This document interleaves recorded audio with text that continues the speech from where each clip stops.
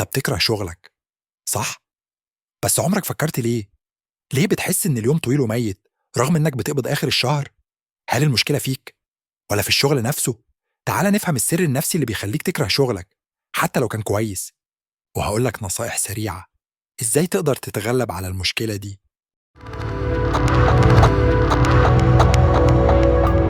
الموضوع كله لعبة نفسية، والمشكلة مش في الشغل نفسه، المشكلة في حاجة اسمها الإجبار النفسي. عقلك بيكره أي حاجة بيحس إنه مجبر عليها حتى لو الحاجة دي مفيدة ليك. يعني إيه؟ يعني حتى لو بتحب مجالك، مجرد إنك مضطر تصحى كل يوم بدري وتشتغل عدد ساعات معين، عقلك هيبدأ يرفض الفكرة.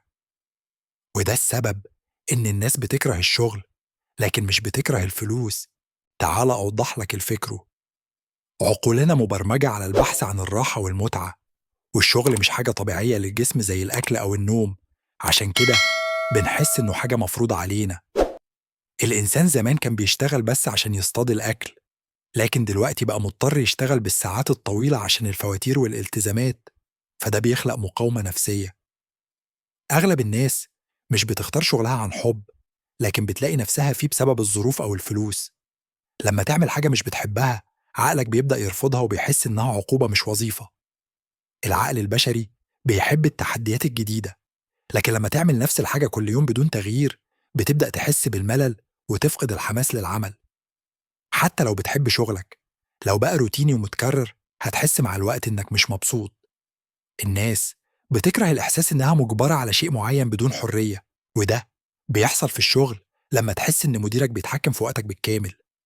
فكرة إنك لازم تلتزم بمواعيد وتاخد إذن حتى لو عايز تاخد راحة، بتخلي العقل يحس إنه مسجون في نظام محدد. زمان كنا بنسمع اتعب في شغلك وهتوصل للأمة، لكن الواقع مختلف. في ناس بتشتغل سنين بدون أي تغيير في وضعها. لما الشخص يحس إنه بيعمل مجهود كبير بدون مقابل عادل، يبدأ يكره الشغل ويشعر بالإحباط. أي بني آدم بيحب يحس إنه ناجح ومتقدر، لكن لما تشتغل بكل طاقتك وما تحسش إن حد مقدر مجهودك، ده بيخليك تكره الشغل. المديرين اللي بيعتقدوا إن التقدير مش مهم هم السبب الرئيسي في كره الموظفين لشغلهم. دلوقتي هقولك نصائح سريعة وحماسية إزاي تقدر تتغلب على كره الشغل. حاول تلاقي معنى في شغلك. اسأل نفسك، إزاي شغلي ده ممكن يفيدني في المستقبل؟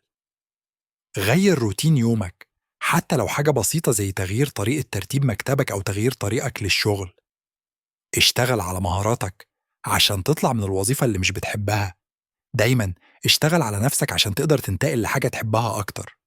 افصل حياتك الشخصية عن الشغل، ما تخليش الشغل يسيطر على حياتك كلها. لازم يكون عندك وقت للراحة والترفيه. المشكلة مش إنك بتكره شغلك، المشكلة إنك حاسس إن مفيش مخرج. لو عندك حل عبقري يخلي الشغل ممتع، اكتبه في التعليقات، يمكن تلاقي حد بيشاركك نفس التفكير. إذا أعجبك الفيديو لا تنسى مشاركته، ولا تنسى الاشتراك في قناة صفوة المعلومات وتفعيل الجرس ليصلك كل جديد.